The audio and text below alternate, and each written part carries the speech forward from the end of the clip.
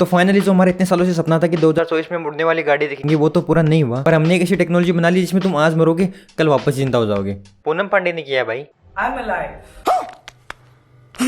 पूनम पांडे के वापस जिंदा होने की खबर सुनकर कोटा के बच्चों ने ड्रॉप लेने से मना कर दिया, ये बोलकर कि ऐसी टेक्नोलॉजी आ गई जिससे तुम वापस जिंदा हो सकते हो, इसलिए उन्होंने ड्रॉप लेने का आइडिया ही ड्रॉप कर दिया। क्योंकि अभी तो केवल फैमिली ताने मारती है, अगर कल को वापस जिंदा हो गए ना तो पूरा देश ताने मारेगा। सब जगह डर का माहौल है भाई, डेथ रेट कम हो गई है इंडिया की।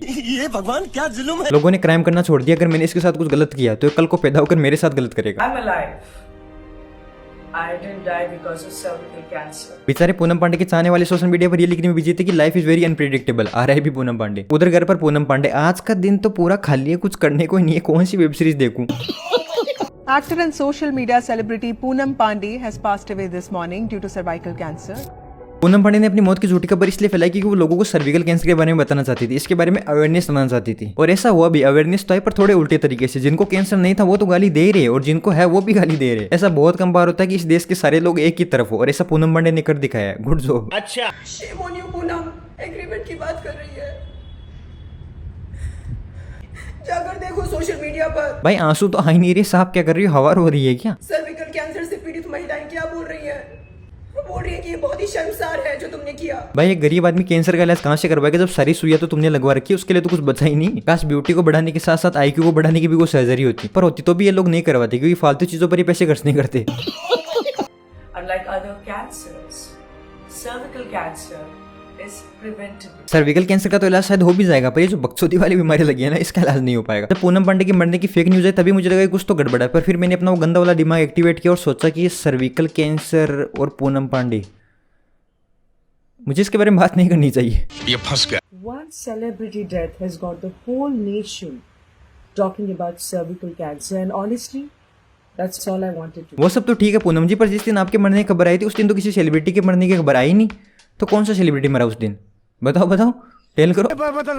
One celebrity death has got the whole nation talking about cervical cancer, and honestly, पूरा नेशन, तुम्हें सच बताऊं ना तो मेरे पूरे मोहल्ले में, मेरे पूरे परिवार में मैं इकलौता इंसान हूं जो पूनम पांडे को जानता हूं, और इस बात का मुझे दुख है कि मैं क्यों जानता हूं, क्या मजबूरी रही होगी मेरी। I'm getting a lot of comments, a lot of DMs where I'm seeing women are telling me, that they are doing their HPV vaccines, they're getting Pap smear test done. I have not done this for publicity. I don't need publicity. कुछ लोगों का सही है, जब तक तुम जिंदा हो तुम्हें काम मिल रहा है, लोग तुम्हें जानते हैं, जिस दिन तुम्हें काम मिलना बंद हो जाए, मरने का नाटक कर दो फिर से काम मिलने लग जाएगा। बेचारे मेरे जैसे लोग जिंदा है तो भी किसी को फर्क नहीं पड़ता, टपक भी गए तो भी किसी को फर्क नहीं पड़ता। ये तो शेड होने वाली बात हो गई यार, ये तो जोक नहीं रहा। ये समस्या है। अब सेलिब्रिटीज की बात हो रही है, तभी फाइटर रिलीज हुई जो बॉक्स ऑफिस पर नहीं चली। अच्छी पिक्चर थी पर नहीं चली, पर ऐसा बहुत बार होता है कि अच्छी फिल्में भी बॉक्स ऑफिस पर नहीं चलती है। तो जब मूवी चली नहीं तो मूवी के डायरेक्टर ने कह दिया कि इंडिया में 90% लोग कभी एरोप्लेन में बैठे नहीं, इसलिए उनको ये समझ में ही नहीं आई, कुछ एलियंस हो गया उनके लिए। If you realize there is a huge percentage of our country, I would say 90%, who've not flown in planes, who've not been to an airport. So how do you expect them to know what's happening in the air? Is my dissection.